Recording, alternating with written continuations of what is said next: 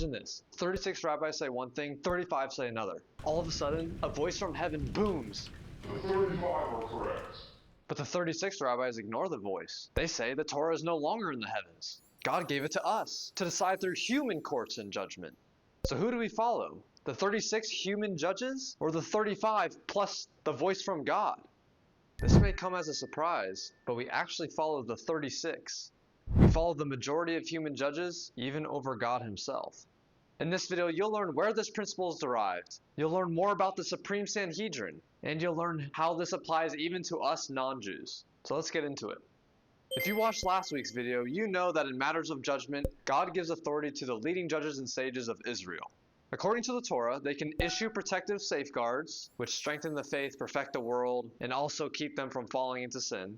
They can derive new rulings using proper biblical exegesis, and they're also responsible for transmitting the oral tradition as it was received by Moses. Now, God commands the Jewish people to obey them without deviation, even if they're wrong. For many centuries, these leading judges and sages constituted the 71 members of the Supreme Sanhedrin. The Sanhedrin lasted for many centuries in all of its authoritative wisdom until Rome destroyed the Second Holy Temple in the year 70 of the Common Era. Later, Sanhedrins popped up in other locations, but they lacked the same authority as the Supreme Sanhedrin centuries before. Why? Because the Sanhedrin must meet key criteria. All members must receive semicha, which is official ordination from an unbroken chain starting from Moses. Moses ordained Joshua by placing his hands on him, and so he did with all the other members of the Sanhedrin. And these members of the Sanhedrin would do the same to the next generation of Sanhedrin members. But this official ordination no longer exists. The Supreme Sanhedrin must also have 71 judges, including a president, a Nasi. Why 71? Why not 70 or 72? Because God tells Moses in Numbers 11 verse 16, "Gather for me 70 men from the elders of Israel." And then of course Moses stood above these 70, making 71. The Supreme Sanhedrin must also have a seat in Jerusalem. Deuteronomy 17 says, "You shall go up to the place which the Lord your God shall choose." This place refers to Jerusalem, more specifically the Temple Mount. And finally, there must be national recognition of the Sanhedrin's authority. Without meeting all of these key conditions, later courts could guide and adjudicate locally, but they had no biblical mandate to legislate new laws or override earlier Sanhedrin rulings. Today, we no longer have a functioning Sanhedrin, but the earlier Sanhedrin's rulings still carry full legal weight. Why? Because only a functioning Sanhedrin that is both greater in number and greater in wisdom can overturn the past rulings. Since the court had binding authority given to it by Deuteronomy 17, their rulings are not automatically canceled by the passage of time. To override it requires more authority, both quantitatively in number of adherents, number who respect the ruling, and qualitatively in wisdom. Therefore, unless and until a new Sanhedrin is reestablished, the last accepted rulings from those prior Sanhedrins remains binding for us today. Now let's talk about the opinions of the leading judges and sages. First, in matters received through the oral tradition, there can never be any difference of opinion. If there is, then we know that this oral tradition did not really come from Mount Sinai. Why?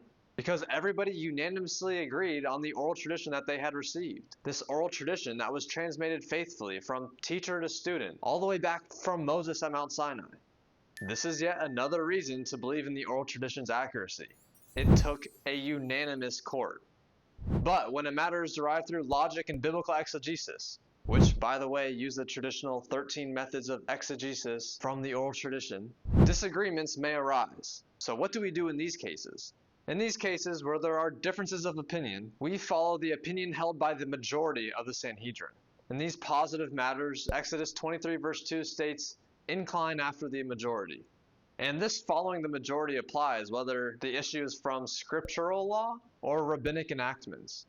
But rest assured, when the Sanhedrin was still functioning, unresolved disagreements would not last for long. There were a hierarchy of courts, like how the appellate court system works in the United States. If the lower courts received a legal question that they couldn't answer, then the matter went to a higher court, and so on until it went to the Supreme Sanhedrin. And this Supreme Sanhedrin would always rule, and once it ruled, their ruling became binding, and then became part of the evolving corpus of oral law. But But after the Sanhedrin was officially disbanded, that structure collapsed. There was no longer a central authority to resolve disputes. And as a result, differences of opinion multiplied. One rabbi could rule one way, another ruled the opposite way. And without a functioning Sanhedrin, there was no way to decide between the opinions. And so that's where we are today. So what do? Well, we act based on the type of law. For laws already ruled on by the Sanhedrin, we still follow those today. They are still binding. But for matters that arose after the Sanhedrin, we follow a simple rule. In matters of scriptural law, like the 7 Noahide laws, we follow the stricter opinion, even if it's a minority opinion. Why? Because it's serious. We're dealing with possible transgressions of God's laws. If we follow the lenient opinion, it could end up being too lenient for God's laws, and thus we would be transgressing God's laws. If we follow the stricter opinion, there's no way we transgress God's laws, because it's the strictest. But thus by doing this, we seek to avoid error. However, in matters of rabbinic law, such as safeguards and protective rulings, we follow the more lenient view. Why? Because the rabbis themselves built flexibility into these laws. If you watch my prior video, it's basically like deciding how long the yellow line should go in the train station. And they take the lenient view, the shortest line. But the line is still there though, so one will still not transgress God's actual laws. I hope all this made sense. Scriptural law, stricter opinion. Rabbinic law, lenient opinion. To close, all of this matters for us Noahides so that we know who and what to follow when it comes to our laws. Remember, we follow the majority opinion that was given by the Supreme Sanhedrin, and for all matters after the Sanhedrin, we follow the stricter opinion when it comes to scriptural law, and the lenient view when it comes to rabbinic law. And from what I understand, if these rabbinic laws are safeguards, we are only obligated to follow them if they are necessary to avoid transgressing one of God's laws. Also, this video indirectly reiterated that the oral tradition is authoritative. And guess what's part of the oral tradition? What's something the entire Sanhedrin unanimously agreed upon? Something that was passed down in an unbroken chain from Moses at Mount Sinai to teacher to student to teacher to student for generations. What is it?